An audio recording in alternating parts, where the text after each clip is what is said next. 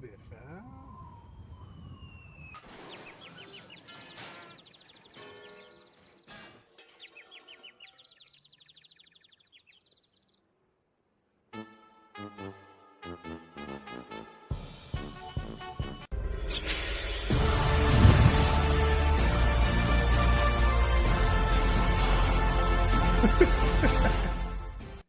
I don't have the goddamn animation for the wait screen. Thank you very much.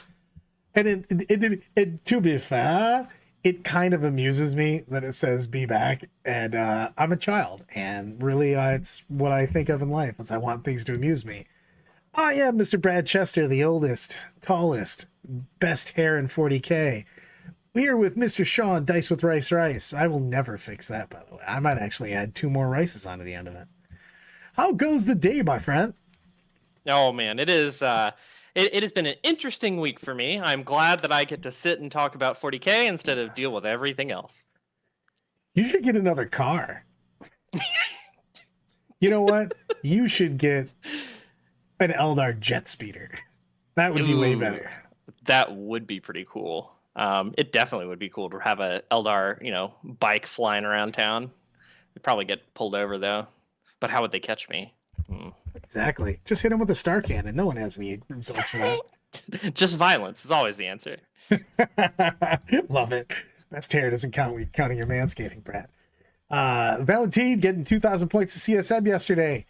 I can get down with that. I've been wanting to do this one for a while, everyone. I think CSM is one of the most underrated factions in the game right now. It has a silly amount of damage, and it's got a lot of different ways to play that are all legit. We're going to give a couple lists at the end here, but I have another list that I'd like to play at that point in time. So we're going to go over a lot of things with it. So as usual, we're going to talk about the 5 steps of dodgeball. Duck, oh yeah, that's a different one. We're going to talk about preparation, identifying strengths and weaknesses, making a plan, practicing that plan, making adjustments to your plan. And we've talked about how to practice before. I really, really stand by resetting, focusing on the things that you need to fix, and either play or the list and making those adjustments and then keep playing. What happened to the Jag? I think he's actually getting, you know what? Sean's vehicle has been in the shop so long that if it doesn't have star cannons after he gets it, I will actually be disappointed. True. Yeah, I have been going through it. I started with 3 cars and I went down to 0 for a time yesterday. And that was, everybody tells you, oh yeah, you need the second car in case the first one goes wrong. And I had the 3rd car as backup and it wasn't enough. So again, talking about some 40K, we're burning the galaxy today. We are burning the galaxy. It's how I feel on the inside after yesterday. Sean, you did take 3 cars in one day. That's hard. Not a lot of people can do that. It's true. Steps up, everyone. We're going to talk. Hey, everybody. We're going to burn some stuff down. Here's the thing. We're going to talk about how Sean is never going to put a dark background and colored things on. Oh, it's like Brad's wearing glasses today for a specific reason, because these are colorblind glasses, so I can figure out what the hell he puts on these slides. That's how I keep him in line. If you can't read the words, he has to rely on me. Exactly. This is why you always pay the 5 points for the Dozer Bleed upgrade. I love these comments. Local man crashes strange flying bike at 400 miles an hour. KRs. Pippin' them. Easy one to remember. Let's talk about some Gods and Demon combos. One, you know what? I'm starting with my favorite thing. Not just the mortals, not just other things, but just the whole fact of every faction that has a go away, don't target me strat is bonkers, because that could change the entire turn. You're like, hey, I'm going to take out this unit. You're like, are you? Mark and Nurgle says no. That's 100%. And as we get into this, you'll see if you're playing CSM, you should probably have some Mark and Nurgle units, because that's just crucial to the strategy. Turns out, if you're just playing massive, just horrible damage dealers, if your opponent can't even deal with them, you're just going to win some of the time. And that's basically what we're doing. Now, Brad talked about Mark Nurgle. I put my favorite one first. I think I love the fact that you just like tell some guy he loves all the Chaos Gods and then pay a CP and he rules everything is like it's just Profane Zeal is oh my gosh, legit. Who would come on, guys? I mean, if you're whatever faction you're playing, if you don't love Chaos, if you do, you wish you had this strat. Everybody wishes they had this strat. This thing is nuts. Just being able, it's not even just in one phase either. You just, wherever your Chaos guy is on the table, you just slap with him. I mean, it's just ridiculous. 1000%. Give me some of these combos. I'm going to talk about building the effective list. You're going to combo it up, mainly because I think this is super hard to read, and I'm going to make some shit up if I continue to go there. Sounds good. Okay, so everybody knows so far, if you played against Chaos or you're playing with Chaos, Abaddon plus either some Terminators or some Chosen is just a very effective paying points for damage and durability. Why? Abaddon has all the God keywords, which means you can just use any of your strats on your big block of Terminators or your block of Chosen if you're, adverse to extremely expensive units, like Brad. Then we have the Helbrute plus a bunch of Forgefiends. What does the Helbrute do? The Forgefiends lay down damage with triple Ectoplasm cannons. The Helbrute, as long as it's standing within 6 inches of them, is going to let them get both halves of the Dark Pact. You don't have to work or do anything for this. You just plop a Helbrute down, and he gives all of that to everybody around him. Now, you could give it to, Obliterators that drop in and want to use their once per game indirect. You could give it to, I don't know, stand them next to Abaddon's unit and just really go to town on 2 knights at once. Double packed with full rerolls is bonkers town. Lethal hits plus exploding hits is amazing. Yeah, and you can just and that isn't a joke, I'm not being facetious when I say you can just park it next to 2 knights and pick both of them up. It is just ridiculous. Then this is one that started in the beginning of the edition, at the beginning when we saw the index, and has dropped off a little bit. And that is an Undivided Master of Possession with 10 Possessed. Obviously, this is your, hard-hitting melee unit outside of Abaddon's unit. And with Liber Hereticus, it's like having your Helbrute next to this unit at all times. So you can send it shooting off into the distance to take down things and not have to stand next to your Helbrute the whole game, which is great. Then we have my favorite, if you want to check out Still Frosty Gaming. I did a battle port with Brandon where I took some Accursed Cultists, some Dark Communes, and plopped them next to Abaddon. They're so good. I think that's one of the most underrated things in the Chaos Space Marine. The Dark Commune gives them some extra mojo. The Accursed Cultists are already fairly durable for what they are, especially for the points. And the Dark Communes basically just kind of go into them like an Oreo and make that a fantastic combo. Just push them together, and with full rerolls, with a ton of attacks, too. Yeah, and this unit is, it is... so what do you get here? Okay, so you get 16 models in a max Accursed Cultist unit.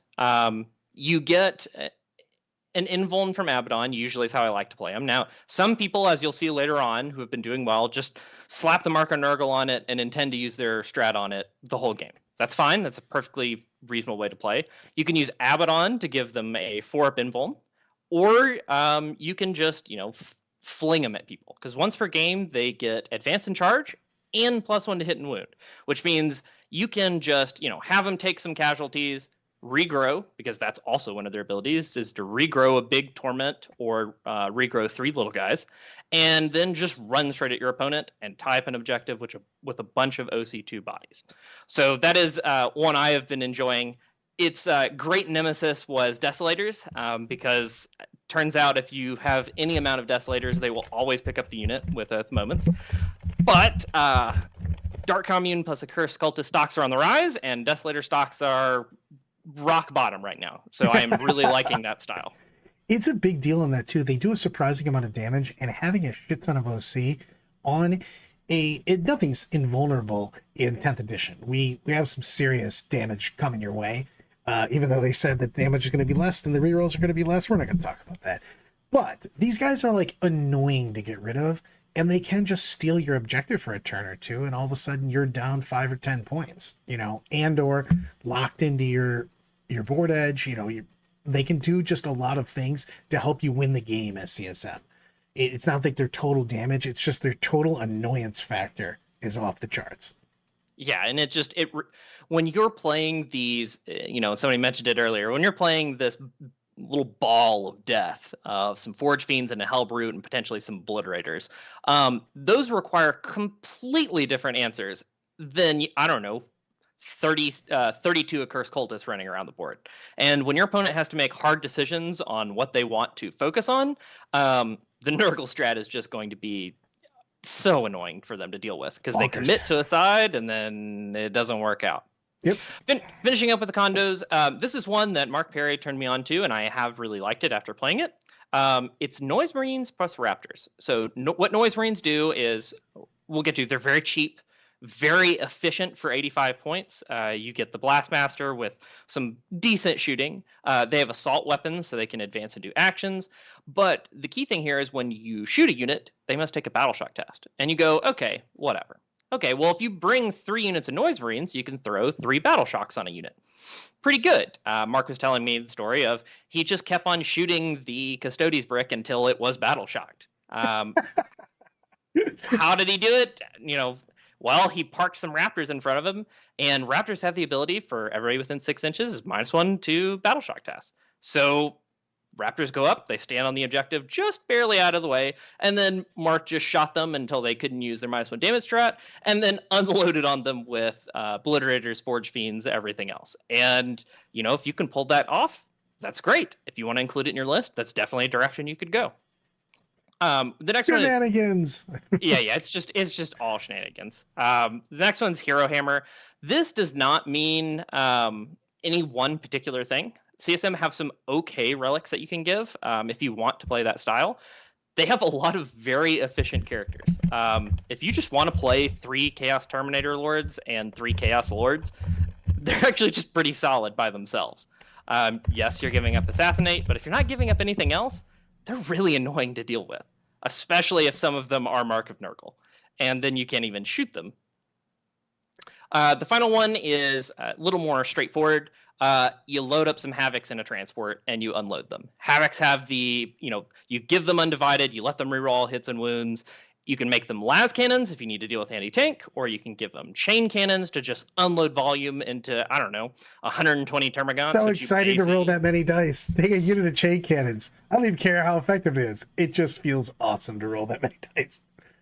Exactly. And that's just fun to do, and it's very straightforward. So if you're looking for a very straightforward unit out of a very diverse and complicated index, definitely throw some Havocs in a Rhino and just watch them go to town on somebody.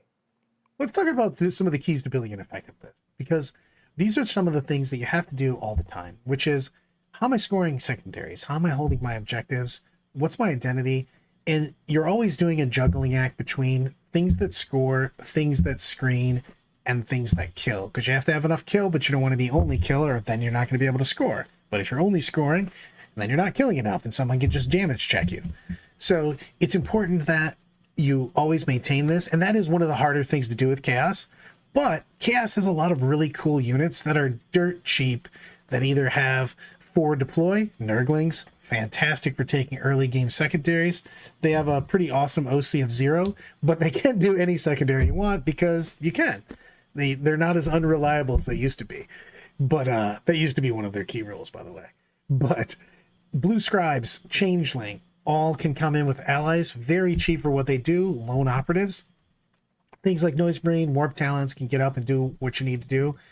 Holding an objective, Cultists, sticking objective, making it so if they move off it, they still are killed off it, still counts as having it. What is Army's identity?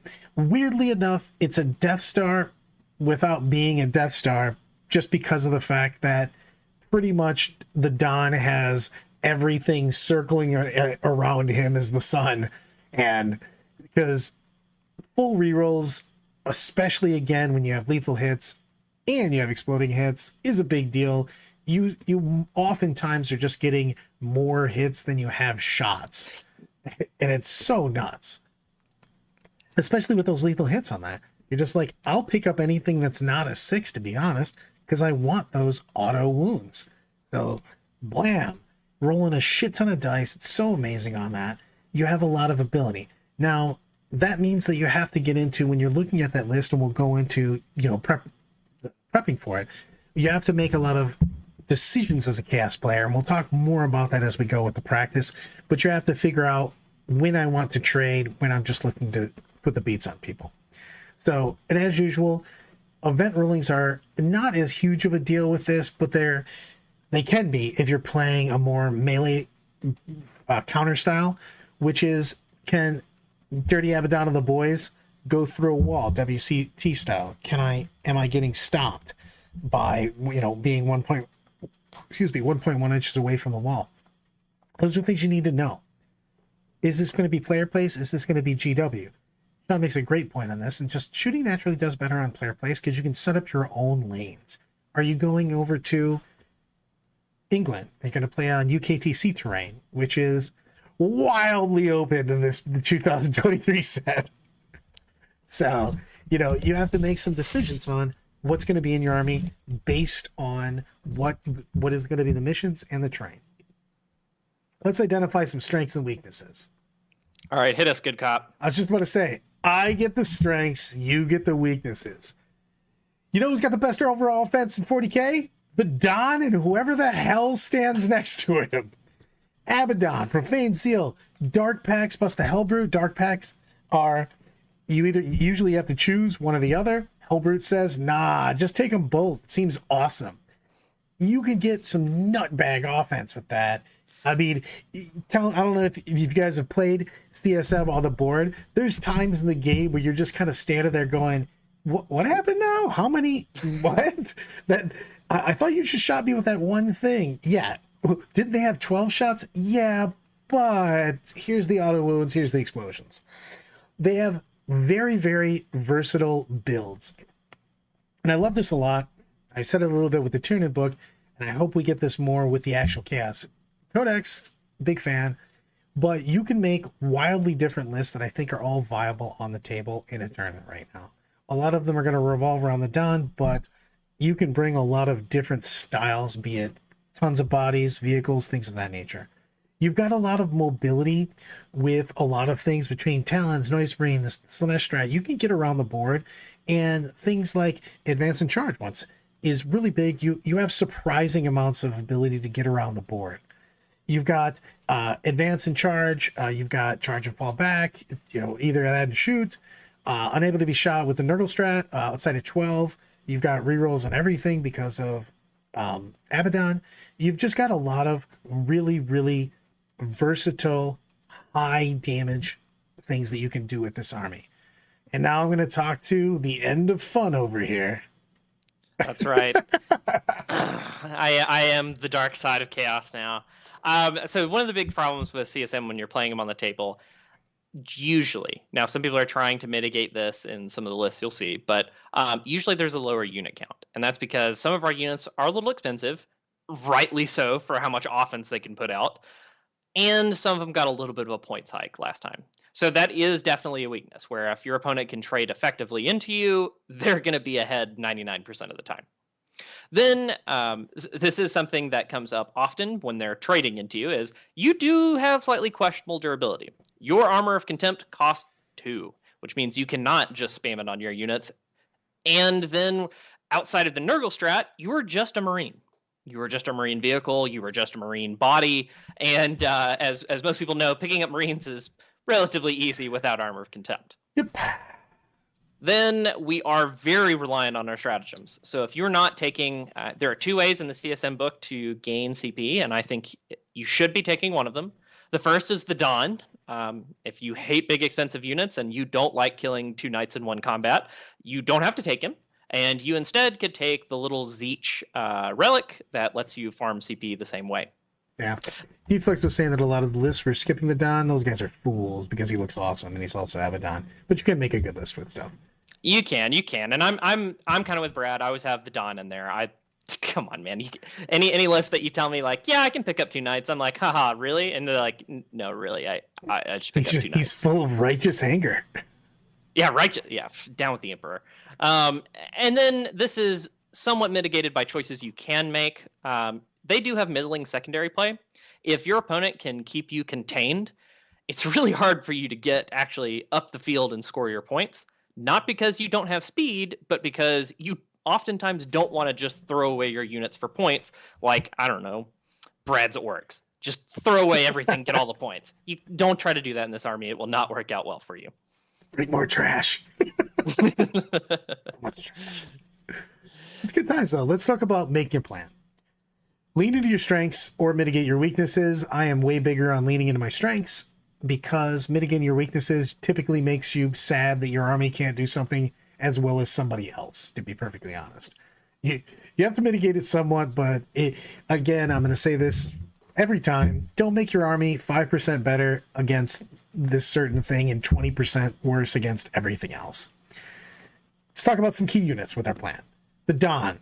He doesn't show up all the time, but man, it is hard not to take the Don with full rerolls, all keywords, generating CP. Woo! Forgefiends. Consistent devastating wounds and long-range shooting. Undivided orb. I mean, you actually make a case for all of the marks on this, to be perfectly honest with you. He can do some serious works. Terminators and Chosen have great melee for durability for the points. They've got some issues with getting themselves places, but good. Noise Marines are crazy. They got so much cheaper now. They've got a decent amount of outputs, but they've got a lot of tricks to them too.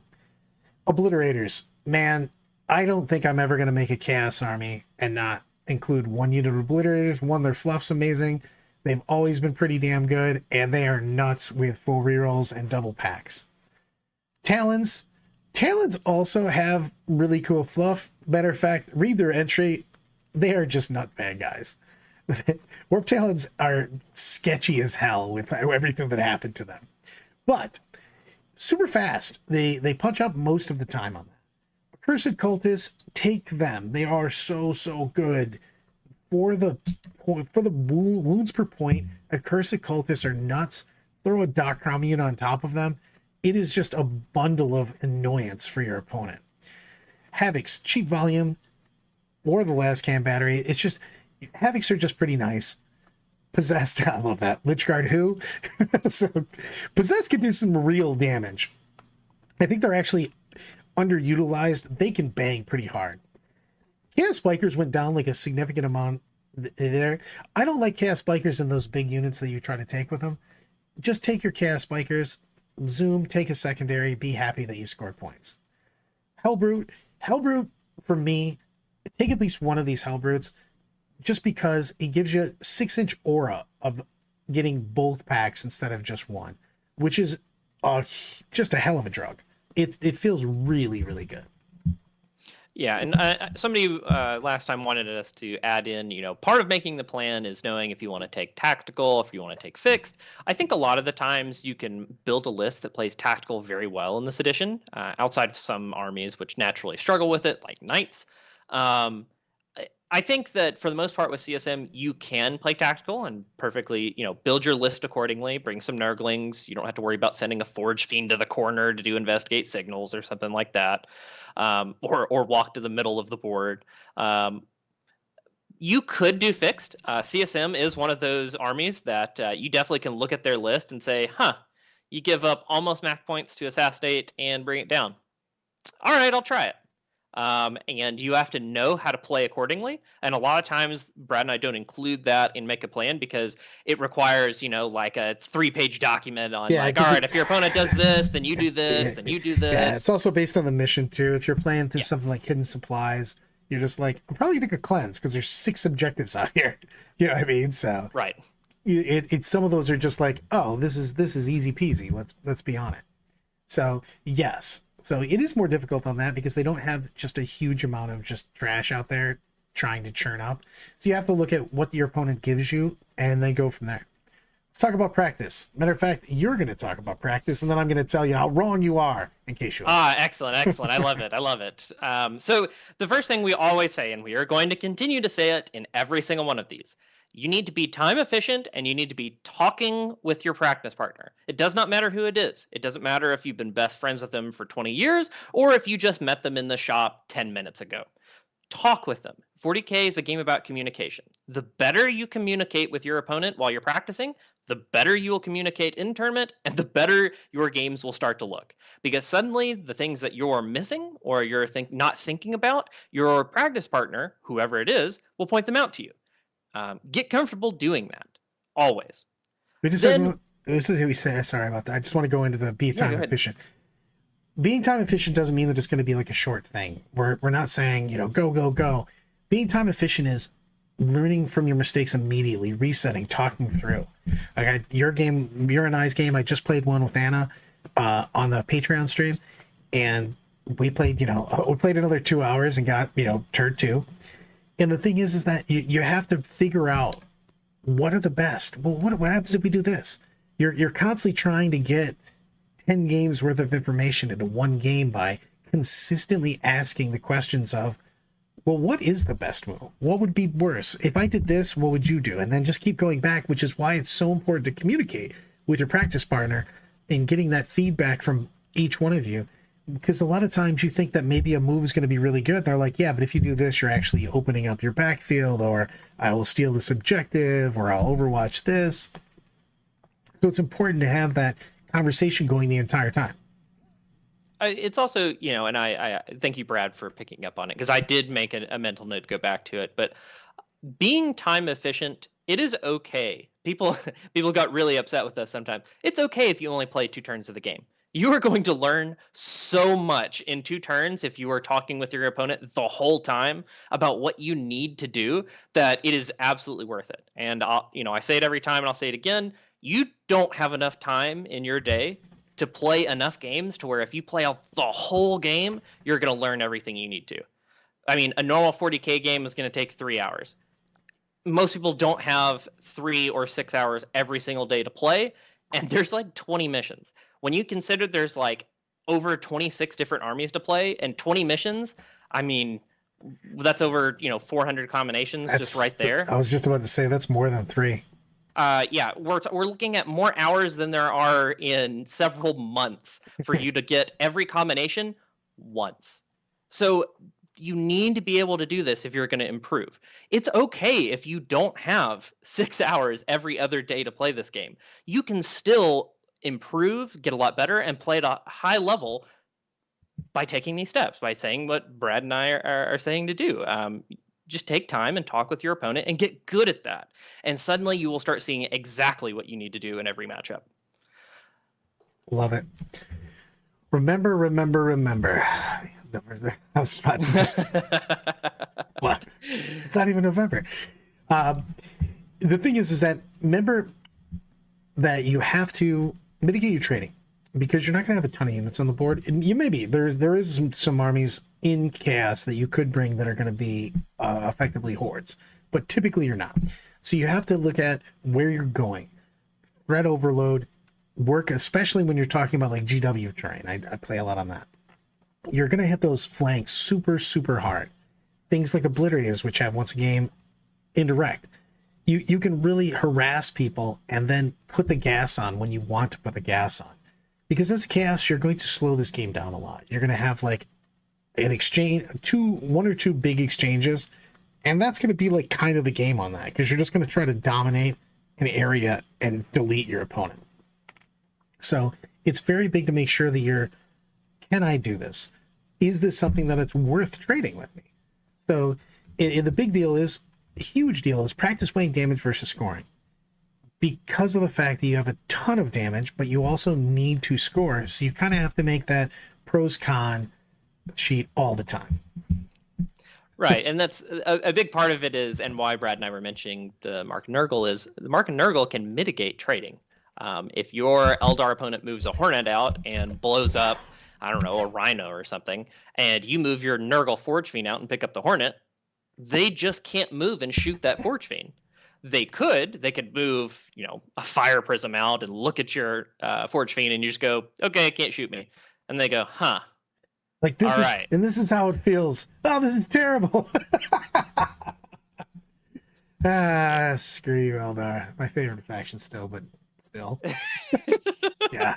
But anyway, yeah, you should. So look to set up those situations when you're practicing.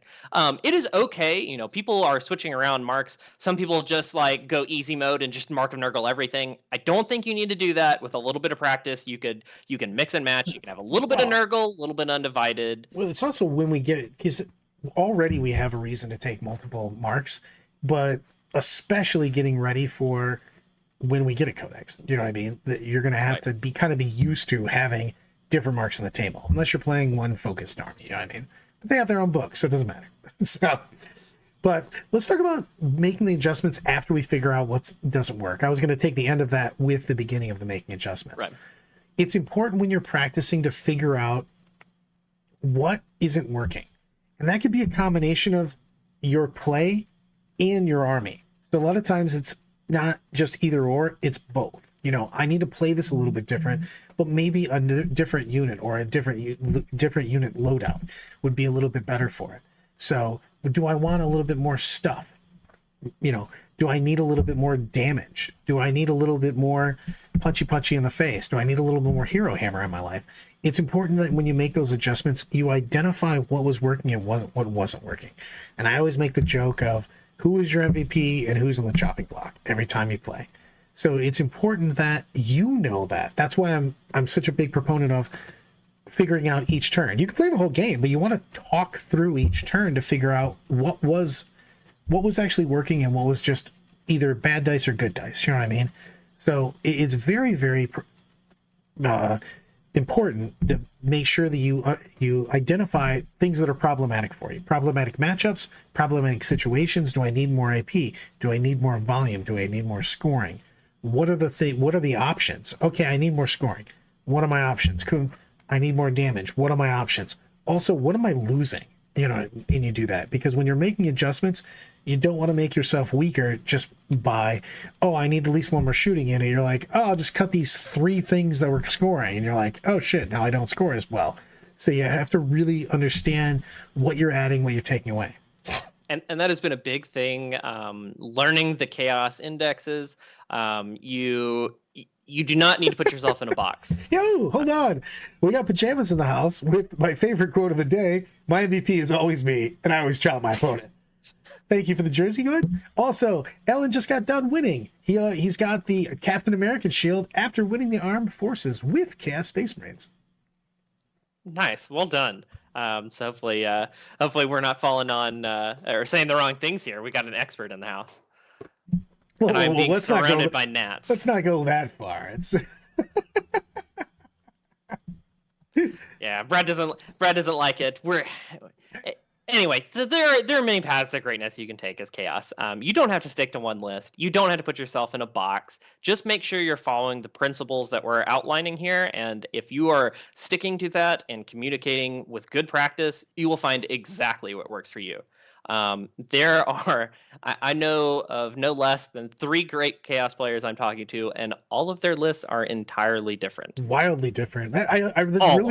I think that the index is very, very strong. That's why I said I think by far this is the most underrated. CSM may not be the best, but it's definitely the most underrated.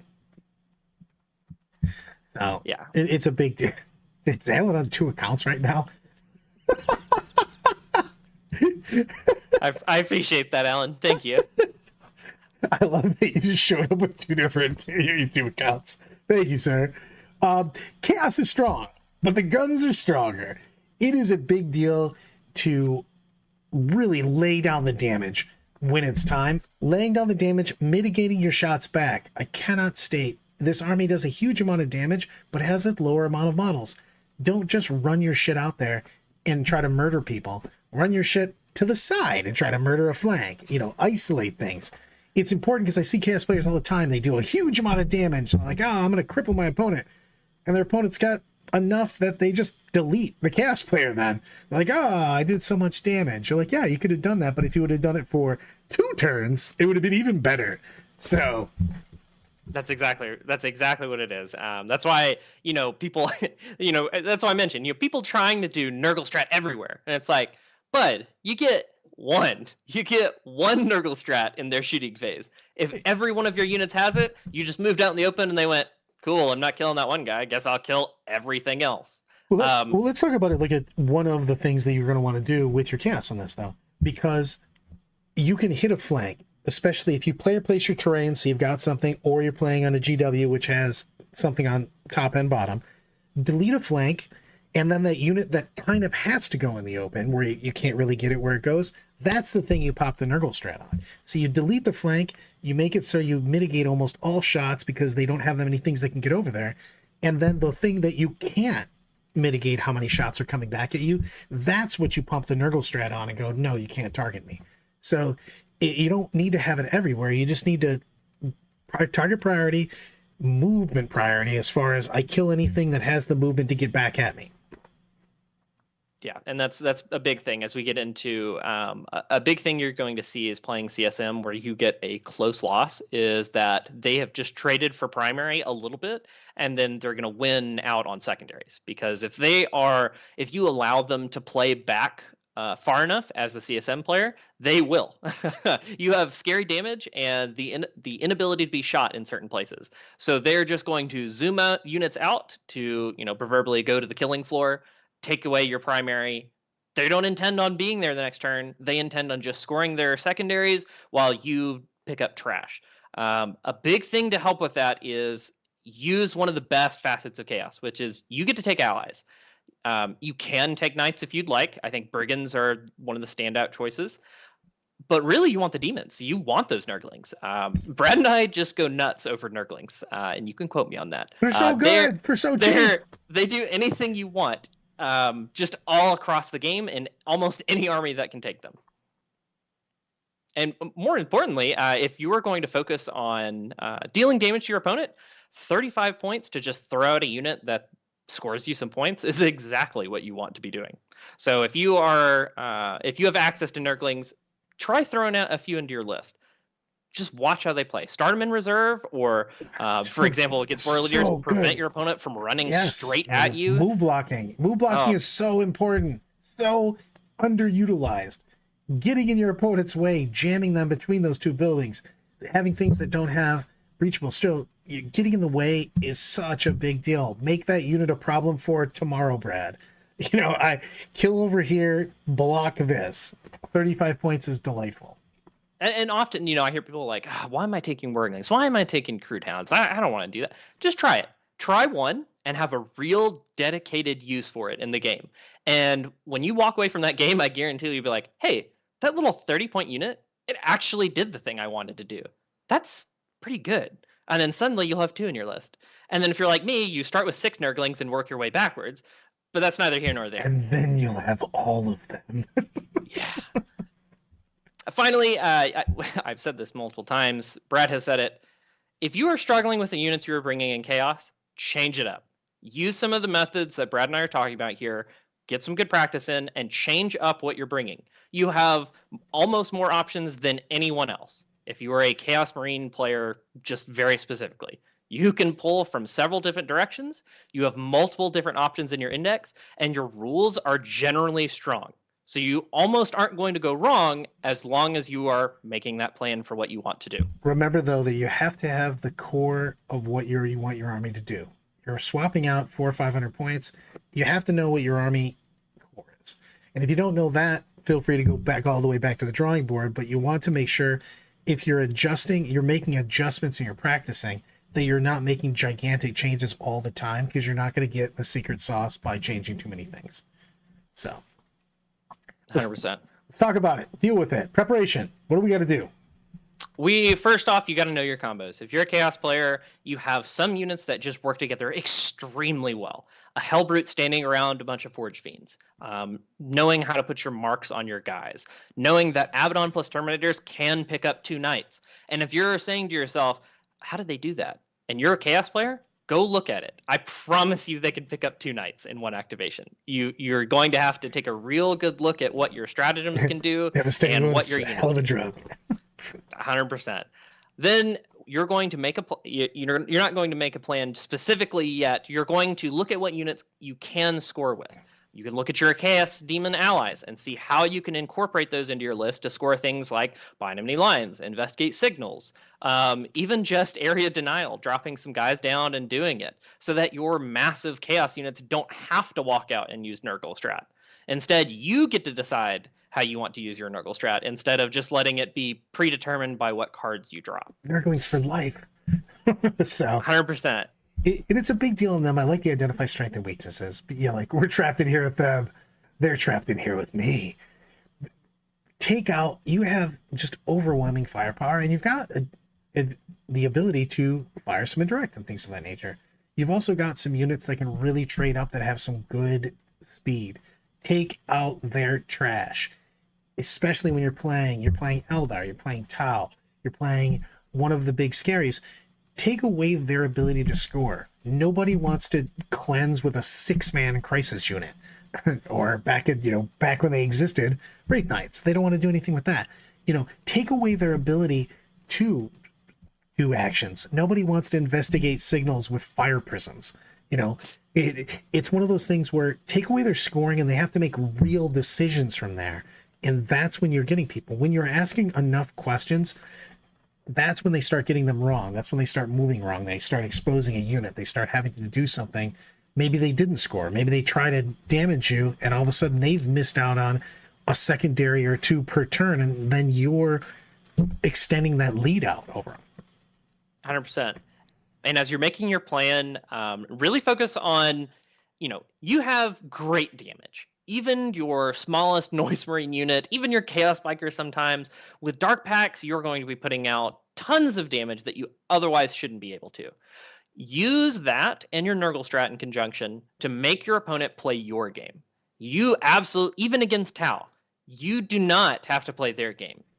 They absolutely have to play yours, because when every one of your units can deal crippling damage and suddenly can't be shot back, they're going to have to play around you if you make them. If you just hang back, if you just play scared, if you just, hide the whole time, you are not taking advantage of what the game designers gave you, what Games Workshop gave us. Practice on making that a thing. Practice on moving out in the right way to the right position, as Brad said, the corners, and making them deal with you. And pre-measure. I cannot state this enough. Not just what you're going to do to get to objectives to score, but where your opponent's going to go. So I need to be able to go far enough to be able to see, to be able to shoot, to be able to delete what I want to delete. But I also want to be in there in such a way that I'm pre-measuring my opponent's moves, and I want to mitigate. You can't stop all of the shots, but you can mitigate a lot of the shots. And that means that maybe that Forgefiend doesn't die because only one unit got to see it and they didn't finish it off. And especially with vehicles and things of that nature, being bracketed means almost nothing now. You know what I mean? It's not a big deal. Especially when you're rerolling potentially all hits and wounds. Yeah, exactly. You're rerolling anyways. Who cares? So it's not a big deal. So it's important that you continually measure where your opponent can be, where your opponent can see. See, those rhyme too. I'm a rapper. What? I could be. You don't know that. I don't even know where to go with that. you had to practice. You practice reining Brad in, but you also practice being on the table where you need to be and giving your opponent bad choices with the Nurgle strat. Yes, we're going to keep saying it over and over again. It's really good. It might be the most besides the rerolls and packs, the Nurgle strat might be the most powerful thing in Chaos. It's just so ridiculous. It's just, you can, again, delete a flank, have a unit in the middle-esque, Nurgle strat that. And the thing is that you can actually start to bully your opponent's movement phase, because if you move very hard, say to the right flank, and then I have a Forgefiend in the middle, or whatever I'm going to put the Nurgle strat on, you can actually start to mess with your opponent's movement because they know that you're going to do the Nurgle strat, so they just won't even bother dedicating things. So you might not even have to pop the strat over there because they don't line things up with it to be able to shoot, because they already know that that's a thing. So you can start to literally play head games with your opponent's movement and make them make less than optimal moves, and you take advantage of those less than optimal moves. Shorty B, that is a good rapper name for me. Shorty B and the Bieber. Is that our names now? That is our band. All right. I respect it. And please, when you're playing CSM, don't let them just trade endlessly with you. No. Don't please. do that. You're not designed to do that. Don't let them do that to you. Finally, Brad's favorite part, you got to make adjustments. You should be constantly making adjustments. And this is a big thing because you're going to make adjustments based on what tournament you're going to. What's the terrain? What are the rules? What are the missions they're going to run? Also, we're going to start getting a codex every month, every 2 months, whatever it's going to be. You're going to have to include new things every single time you go to places because there's going to be a new army out. Marines are coming out. Tyranids just came out. You constantly have to include that into, is my army optimized for what I'm going to see? And we're not chasing the meta. We want to be aware of the meta. You just have to know that you have to be able to kill 5 dudes with a 3-up save and 2 wounds on an objective. That's a thing you have to be able to do. It's the most common thing you're going to see. So you constantly have to adjust to where you're going and what you're thinking. So 100%. All right, you ready, Brad? You ready for the list? I'm ready for a helping hand. It made me sad because you don't have all of the stuff that I want. Bye. Yeah, this is Brad has his own way. I figured this is a more all-rounded list for this type of strategy. It's a helping hand because you're going to help your opponent put their models away because you're just such a nice guy. You really are. So first we got Abaddon. Brad and I aren't going to leave home without him. As you'll see in just a second, you do not have to take Abaddon if you do not want to. I like killing 2 knights in a phase, so I'm going to take him. That's just how it's going to go for me. Then you have your standard 10 cultists. They're going to stick you back objective, and we're not going to worry about indirect with them because we're not always going to use the Nurgle strat on them. Most of the time, we're going to stick our home objective, and they're going to back up and string out and screen our backfield. Then we have 10 Chaos Terminators to go with Abaddon. I love it. Yes. Nope, they get the mark of Abaddon. 100%. Give them whatever mark you want. Doesn't matter. They're never going to shoot Abaddon with precision and take him out. So, and I don't know what crazy person is going to charge that unit. Don't do it. So that's why, it's whatever you want of them. Again, in the description after this, we'll have exact war gear and everything too, if you want to check it out. Then we have some 4 Obliterators. I keep mine as Undivided because I am going to rely on positioning correctly. And when my opponent respects that I have positioned correctly, I'm going to drop them down next to my Helbrute and out of line of sight, get exploding 6s and lethal hits, indirect, rerolling everything. And suddenly they'll have really just fallen prey to, well, I didn't want to be in the open and I couldn't be hidden, so I just lost units. And I want my opponent to be in that position. Then we got 15 Warp Talons. Warp Talons are much improved. With Slaanesh, we're going to make use of Advance and Charge. And with exploding 5s in melee and rerolling all wounds, thanks to their twin linked, you can just send them out to trade up into something. They're just going to put out 20 attacks with exploding 5s. And I try to grab trash with this so big. Like, if you can get multiple units, just beat up on your opponent's trash. It feels weird sometimes, but if you can grab 2 or 3, and a lot of times you can, because you're just going to stretch these out, because you'll pick up, one guy picks up all 4 Crude Hounds, one guy picks up, a small unit or whatever, your other cultists, you know what I mean? You can really pick up some serious shit. Yeah, and really stretch how you're going to use them too, because once you are exploding 5s, hitting on 3s, and then re-rolling all wounds, you really are not going to need that many guys to pick up trash. Then we have what I think is going to be standard in a lot of lists, which is 2 Forgefiends and a Helbrute. I have one as Nurgle.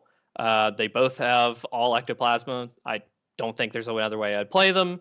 This is just what you do. Yes, they're blast. This is the way. I am not worried about my opponent tagging my things. If you are trying to tag my stuff, you are going to lose. That is just how it's going to go. One is Nurgle. As I said before, we're going to position with this one, and then we're going to bring the hammer with the other one. And the Helbrute is also Nurgle, just so nobody can, advance a fire prism 20 inches and then shoot me with 2 others. That's definitely not a thing you have to worry about. So that's why I've got Nurgle on him. So there's no sniping your real big buff piece out. Then we've got 3 units of Nurglings because, as I said, I really do start with 6 and then I work my way backwards. It's a big deal on that. The Nurglings are such a great piece on this. let's go into what George brought. Third Warzone Houston. You want to hit us with this one, Brad, or you want me to take it? I got it. This is in all white. I can actually read it. Double Dark Commune. Double Mop. Unit of 10 Cultists of Nurgle. Chaos Rhino of Nurgle. 2 units of 16 Accursed Cultists that the Dark Communes go into. 2 units of 5 Chosen Undivided. 2 Forgefiends, 1 Nurgle, 1 Undivided. A unit of Undivided Obliterators. Double Warp Talons. 3 Nurglings, and the Blue Scribes. This is a list that is literally just trying to take the board, deal damage when people get a little too fruity on it, and you just blast, and you have so much trash going all over the place that you have just options with it. This is the thing. I really think that there's a lot of different ways you can build CSM and really, really do well. I just think that, again, this is the most underrated army in the game. I don't think it's the number 1 army in the game. I just think it's the most underrated. Everybody's always just surprised when they play, because you don't see a ton of games being played with CSM still.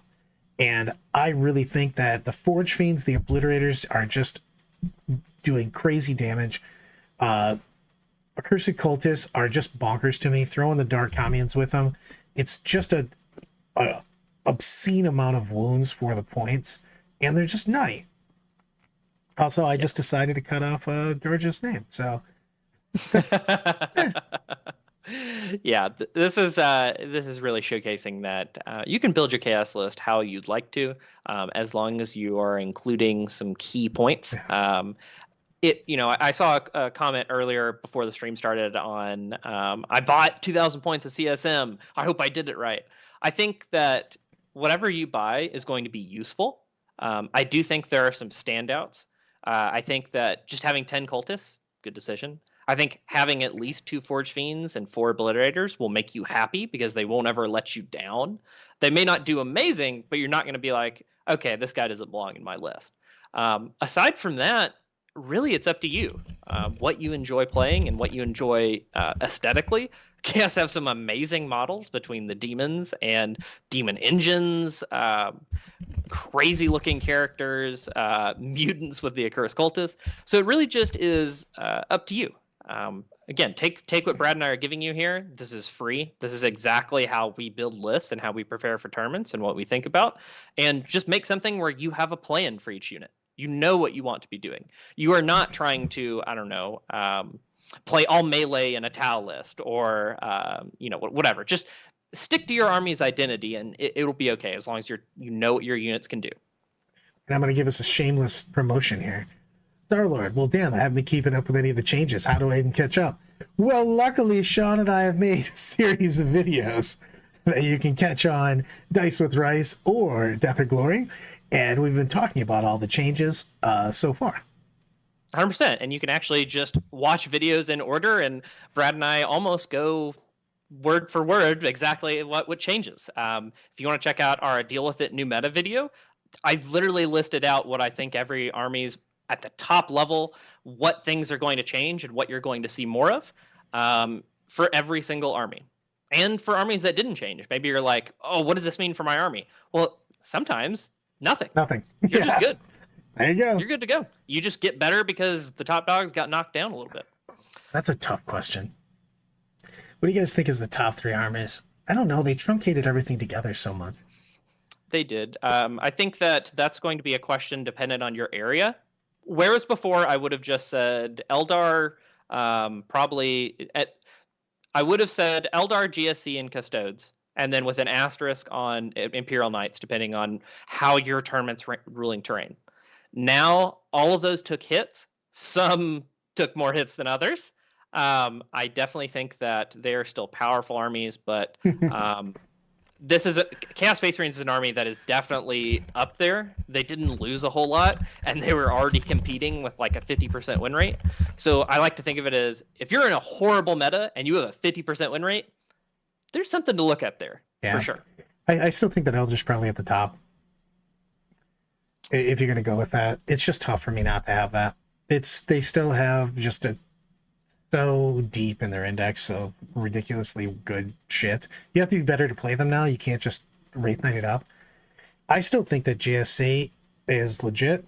They definitely got banged, but I don't think they're dead. I don't think they're at the top. I don't think they're the top 3, but I just wanted to throw that out there. They did super well over the weekend, and I was like, see. Well, you and I are already on that. If I'm gonna say things that I'm gonna prepare for, so instead of giving you a top 3, I'll do things that I would prepare for always. I'm always gonna prepare for Eldar, no matter what anyone tells me or what they do. I've been playing that army in practice. You absolutely need a plan for it. I would prepare for GSE because it is actually surprisingly easy to prepare for GSE as long as you know how they work. They're very much a gimmick army if you don't understand how to play against them. And once you do, you will start to watch GSE's decisions completely change based on you moving in the correct place. And then you're going to start playing the game. Yeah. 100%. I'm not going to be as heavily worried about custodes anymore.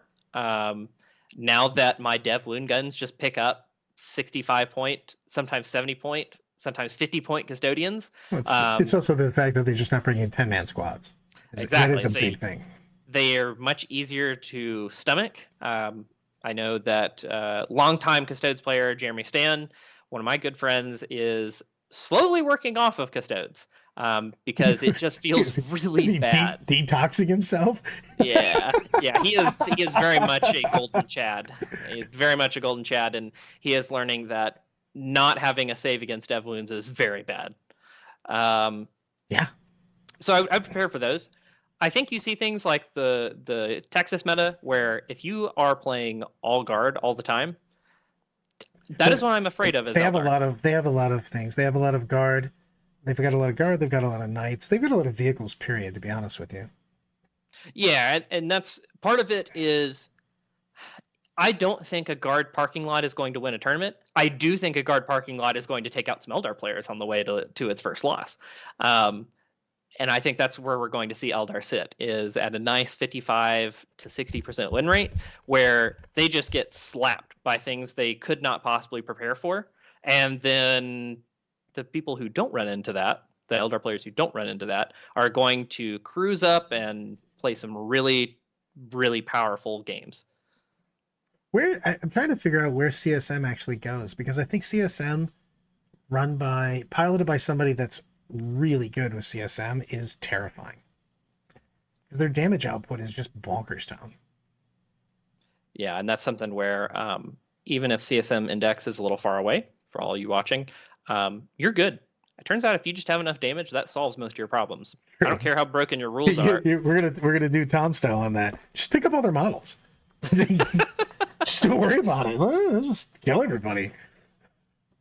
I identify with that way too much. Where are my Grey Knights? Where are my teleporting Grey Knights? Give me AP2 on my guns. Come on. Settle down. Settle down, Grey Knights. You still have the best rules in the game. Just because you have to throw poop at people.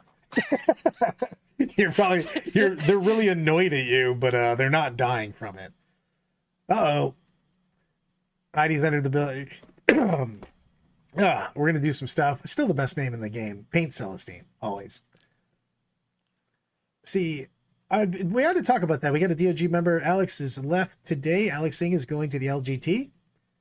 And he brought his sisters and armigers with them.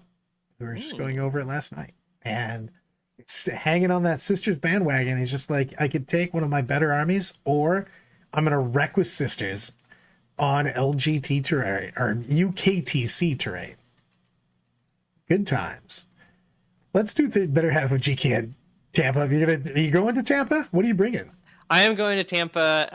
There will be a group chat with some of the DOG guys to solidify my list, because I've only attended, outside of team tournaments, I've only attended one golden ticket event, and I got like 8th after playing for first twice.